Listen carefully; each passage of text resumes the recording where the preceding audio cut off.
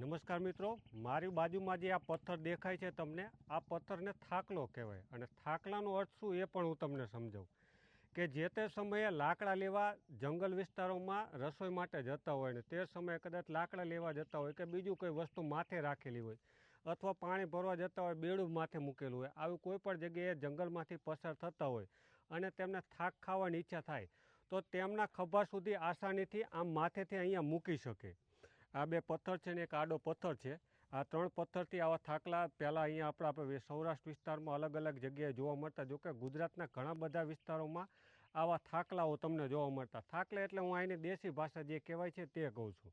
એટલે આની ઉપર મૂકી અને બાજુમાં જે કૂવો આવેલો છે, શક્તિઓ કૂવો કહેવાય, જે ધાંગધ્રા વિસ્તારની આપણે વાત કરી છે કે આ શક્તિઓ કૂવામાંથી કદાચ એવું પણ બની શકે જે તે સમયે પાણી પીવા માટે અહીંયા જે ભારો હોય કે માથે બેડું હોય અહીંયા મૂકે અને પાણી પીવે અને પછી આસાનીથી કોઈ પણ માણસની અહીંયા અવર જવર ન હોય તો તે આસાનીથી પોતાના માથે ફરી એક વખત આ જ રીતે લઈ શકે.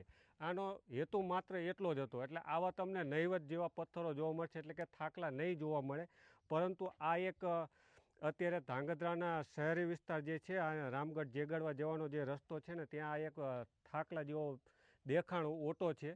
અને આ ઓટો બતાવવા માટે જ ખાસ તો આપણે આ વિડીયો બનાવ્યો છે કે આનો શું હેતુ હતો ને તેને લઈને અત્યારે આ વિડીયો બનાવ્યો છે. આપણા વિસ્તારમાં પણ ક્યાંય તમને આવો થાકલા જેવું કે અન્ય કોઈ પૌરાણિક ચીજવસ્તુઓ જોવા મળે તો અમારો ડિસ્પ્લે પર નંબર છે, તમે પણ અમને જાણકારી આપી શકો છો. અને તમે પણ આના વિશે કંઈ વધુ જાણકારી જાણતા હોય તો પણ તમે કોમેન્ટ બોક્સમાં લખશો. સાથે જ મિત્રોને કહે કે સારી કોમેન્ટ કરજો એટલે બીજા મિત્રોને વાંચવાની મજા આવે. એટલે સારી કોમેન્ટ કરજો. આભાર મિત્રો.